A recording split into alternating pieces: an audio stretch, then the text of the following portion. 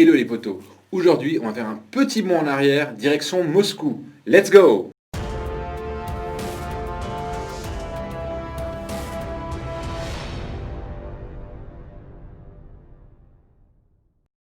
On se retrouve donc aujourd'hui avec le film L'ombre de Staline, réalisé par Agnieszka Holland.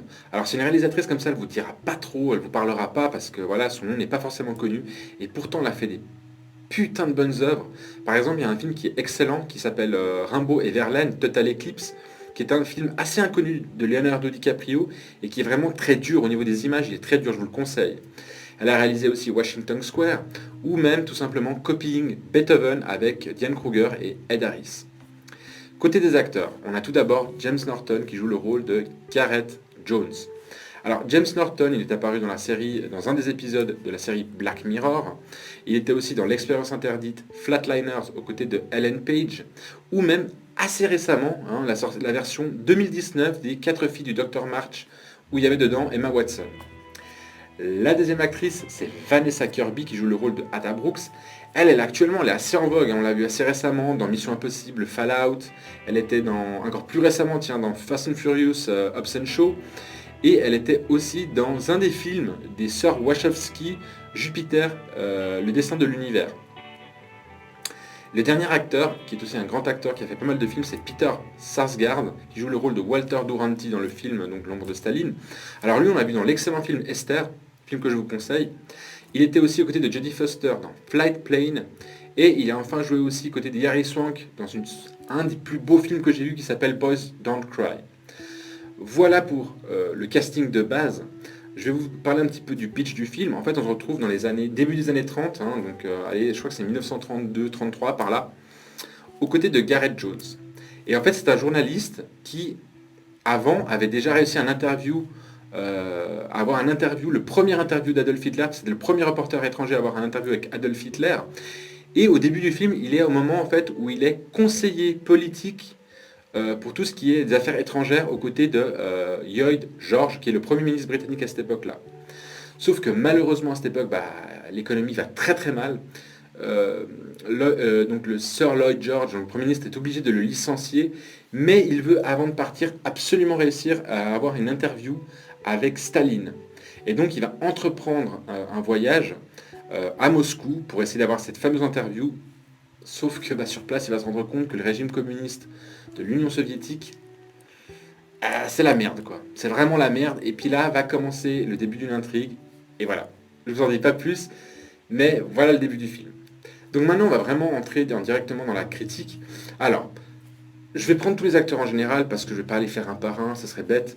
Parce que je trouve qu'ils sont tous vraiment excellents, mais vraiment tous, vraiment du principal, donc de James Norton, en passant par Vanessa Kirby, enfin vraiment, ils sont tous très très très bons.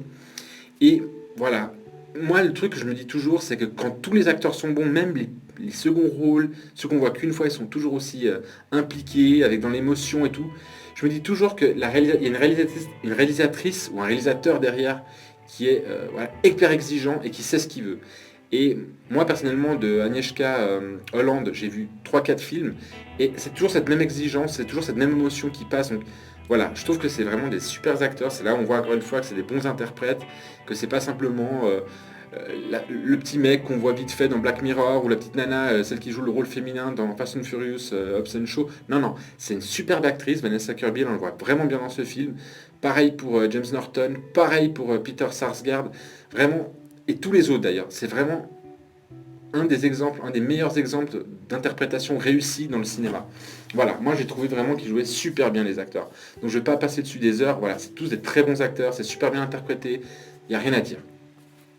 Ensuite on va passer directement au film en tant que tel. Alors, il a énormément de qualités et il a quelques défauts. On va d'abord parler des qualités.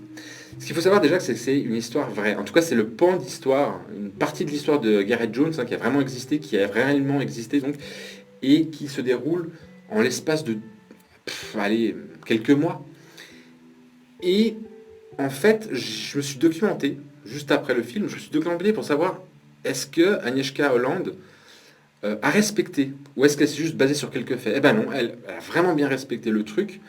Dans l'ensemble, l'histoire du film est assez proche, voire même presque copier-coller à l'histoire réelle de Gareth Jones. Donc du coup, ça c'est déjà un point fort.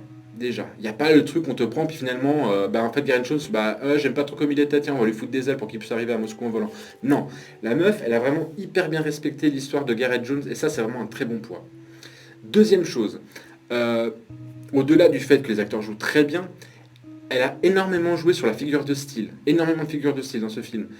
Par exemple, à un moment donné, en fait, l'histoire est racontée avec une voix off par moment, et elle compare sans arrêt, cette voix off compare sans arrêt euh, les hommes à des animaux, à des porcs, à des chats, à des machins comme ça. Et elle joue énormément sur ça. Après, d'un autre côté, elle est aussi excellente pour, comment dire, offrir des scènes violentes sans que ça soit vraiment direct et en parallèle offrir des scènes violentes avec vraiment un visu dessus. Là, j'ai une scène en tête, par exemple, c'est vraiment d'une violence où on voit vraiment le truc et ça m'a fait penser un petit peu à la liste de Schindler. C'est-à-dire que c'est vraiment violent, mais c'est pas violent comme un film d'action à deux balles, quoi.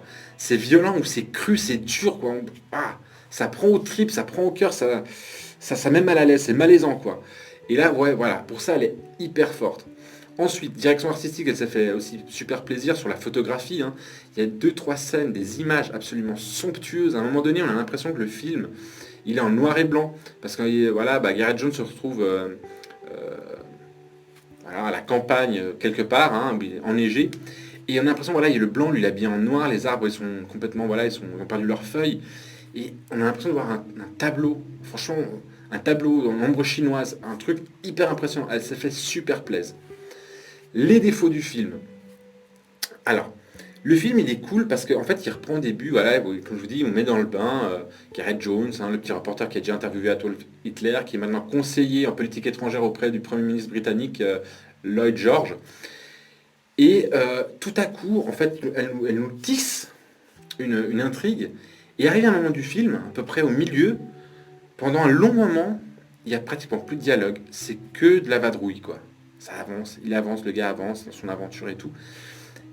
Et du coup, en tout cas, au niveau du scénario, il n'y a plus rien qui se passe.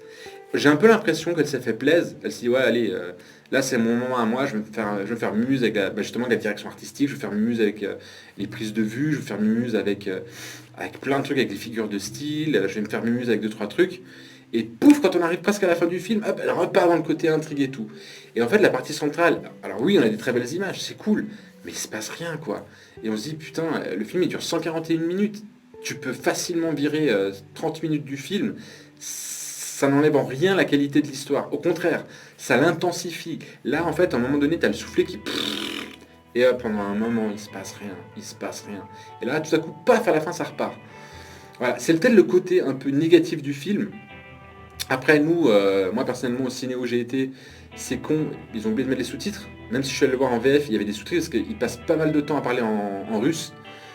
Donc du coup, il y a vraiment, il parle énormément de temps en russe et j'ai rien compris, quoi. Je suis désolé, je parle pas russe, quoi. Donc ça, c'était un des gros défauts, mais je pense que c'est plus lié au cinéma dans lequel j'étais que réellement au film. Et puis après, c'est clair que c'est pas un film qui est fait pour tout le public, pas par sa violence, tout ça, mais tout simplement parce que c'est pas un film qui donne la patate. C'est un film qui est vraiment, voilà, ça raconte une histoire. C'est un vrai morceau, un vrai pan d'histoire en fait, de la pré-post, enfin de la pré-guerre, Deuxième Guerre mondiale, voilà. C'est pas un truc où vous allez voir des gens voler, des explosions de partout. Non, c'est vraiment une histoire calquée sur la réalité. Donc voilà, si vous pensez aller là-bas avec vos enfants, même adolescents, je vous le conseille pas, ils vont s'emmerder, je vous le dis déjà. Mais pour les autres, franchement, c'est un joli film. Après, bon, il y a deux, trois trucs en plus. Alors, les angles de caméra, pareil, on voit qu'elle joue énormément avec les angles de caméra, Agnieszka Holland. À un moment donné, voilà, elle s'amuse à jouer avec les premiers plans, deuxième plan. Premier plan flouté, deuxième plan net. Mais en fait, du coup, ça donne de l'intimité aux deux personnages. Mais en deuxième plan, il y a un miroir qui les reflète. Et donc, on a l'impression de gagner un peu dans un œil de serrure pour voir un petit peu ce qui se passe en premier plan qui est flouté. Ouais, elle joue énormément. C'est une réalisatrice qui joue énormément avec la direction artistique. Je reviens dessus parce que c'est vraiment une réalisatrice qui est bonne pour ça et qui sait raconter des histoires et qui sait nous donner de belles images. Voilà, je ne vais pas faire davantage de blabla sur ce film, je vais juste passer directement à la conclusion. Et en fait, bah, Est-ce que je vous conseille d'aller voir ce film? Alors, première chose qu'il faut savoir, c'est que si vous voulez aller voir ce film, il faut vraiment que vous soyez passionné soit d'histoire et ou de cinéma. Parce que c'est pas un film que vous allez voir pour vous amuser. Voilà. C'est un film vraiment qui va approfondir votre culture. Ça, oui, vous allez apprendre énormément de choses, notamment sur Gareth Jones, mais aussi sur la situation en Union soviétique dans les années 30, la situation politique en Grande-Bretagne. Voilà, c'est un film où vous allez vous cultiver. C'est pas un film où vous allez juste vous amuser, puis pas vous prendre la tête, comme beaucoup aiment dire. Non, c'est un film vraiment où vous apprenez des choses. Après, comme je vous ai dit tout à l'heure, si vous voulez aller avec vos enfants, vos ados, à moins que vos enfants adolescents soient super, enfin, qui kiffent l'histoire, n'y allez pas. Ils vont vraiment se faire chier. Surtout une grosse partie du film où ils vont se faire chier.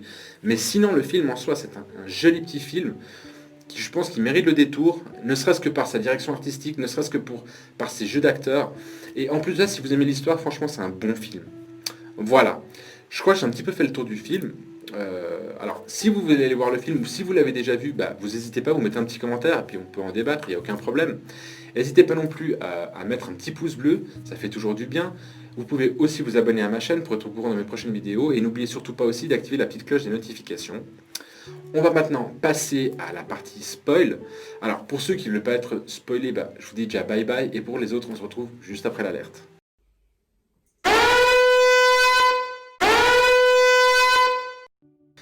On se retrouve donc maintenant avec la partie spoil en 4 points. Alors, je vais commencer par le premier point. Ce qui est intéressant déjà de voir dès le départ, en fait, c'est qu'il y a justement Gareth Jones arrive à Moscou. Et en fait, l'un des contacts qu'il avait sur place, qui s'appelle Paul Kleb, détenait visiblement un scoop monstrueux sur la Russie par rapport à l'Ukraine.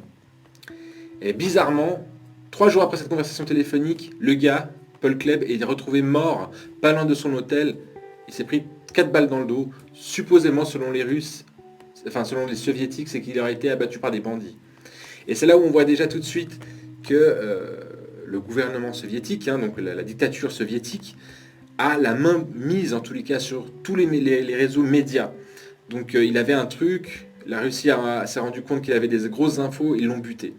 Donc déjà, on commence déjà comme ça, le gars il arrive déjà, Gareth Jones, il se dit putain c'est la merde ici. Deuxième chose, sur place, donc il va avoir un hôtel payé par le gouvernement soviétique, hein, il va avoir un super beau hôtel, le Métropole, et là-bas il va retrouver d'autres journalistes, d'autres maisons d'édition. Et en fait, il va se retrouver là-bas, et il va y avoir des fêtes entre journalistes. Alors des fêtes où il y a de la prostituée, il y a de la meuf, il y a de la drogue, il y a de la musique. Voilà, c'est la prison dorée pour les médias.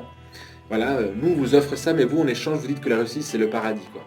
Et de nouveau, on a ce côté vraiment presse manipulée et tout. Et puis Gareth Jones pareil, quoi. Le gars il arrive, il dit, moi je suis journaliste, putain je suis pas là pour faire la fête et pour m'envoyer des prostituées pour me droguer, quoi. Je suis là pour couvrir des faits. Et voilà, on voit vraiment tout ce côté manipulation du régime dictatorial soviétique, hein, comme quoi il n'y avait pas que les Allemands qui étaient, le gouvernement allemand qui était des gros connards, hein, il y avait aussi le gouvernement stalinien qui vraiment était des vrais, enfin c'était un gouvernement horrible aussi.